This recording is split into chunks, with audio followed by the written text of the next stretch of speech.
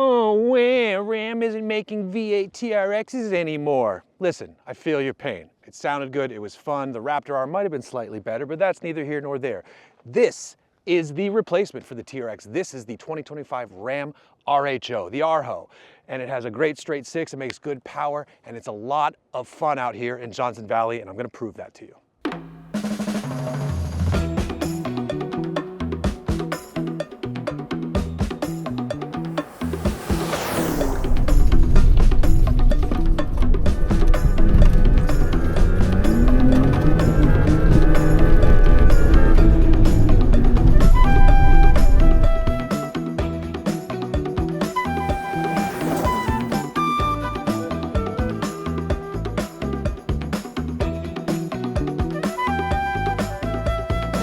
So let's talk the numbers, because that's what people want to know about this thing. Under the hood, no, it's not a V8. It's a turbocharged 3-liter straight six, and I can hear the complaints coming through the screen. And listen, I get it. The TRX sounded amazing and delivered wicked horsepower, but removing all that weight on the nose is going to give you a better dynamic experience if you take the thrust of the V8 out of it.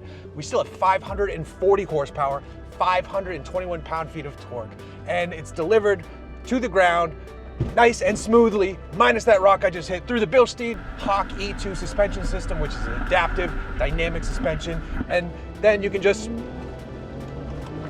rip and go.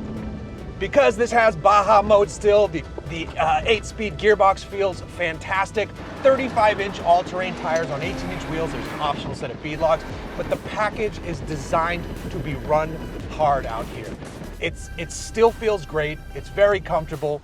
This is now above the V6 Raptor in my opinion, whereas the Raptor R is, you know, king of the hill for right now, but you can't compare this to the V8 Raptor. I'm sorry, you can't compare this to the V8 Raptor because that's not fair. This goes against the 3.5-liter eco-boosted Raptor, which is a fantastic truck. I'm a big Ford fan. I love what they're doing. Fox Live valve suspension is fantastic, but this has been a bit eye-opening out here in Johnson Valley with this Ram RHO or Rhino, whatever you want to call it. It's smooth over whoops at speeds that are kind of surprising. There's a couple washes where I'm getting up to 60 miles an hour, trying to stay out of the dust of the cars in front of me. Casey Curry leading the pack, so, you know, someone who kind of knows what they're doing out here. The steering feel is great. The brakes are responding well when I need to slow way down because I've gone way too fast into a berm or there's a big ass rock in front of me. And then here's where the Ram excels over the Ford. It's a nicer interior. Yeah, not everybody's gonna love the big screens, but I got Onyx up running so I can see the trails I'm on out here. By the way, speaking of Onyx, they were kind enough to share the folder with me with all of the trails we were running and all the waypoints. So if you are near Johnson Valley and you have Onyx on your phone, you should go download it anyway because it's just a fantastic app to have if you like doing this sort of thing. But two, link in the description that leads you to the shared folder and you can see where we were running. Yeah, have at it. Thanks, Onyx. And to have it on this big display is really nice. The seats are excellent. This has massaging seats, so if you want to get fancy while you're off-roading, you can do that too. Great Harman Kardon sound system. So that helps justify the price tag.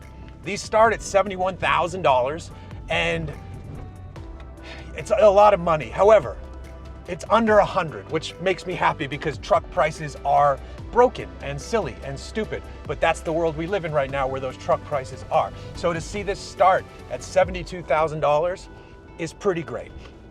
And I also like what they're doing with the rest of the lineup. One thing that I'm not driving out here is a version of the Ram called the Warlock, which is basically a package on the Tradesman, the base truck. You get the Rebel, the Ram Rebel upgrade, so off-road suspension, not these full Bilstein banana suspension setup, but there's a 1-inch lift, there's all-terrain tires, and it's just a $50,000 truck.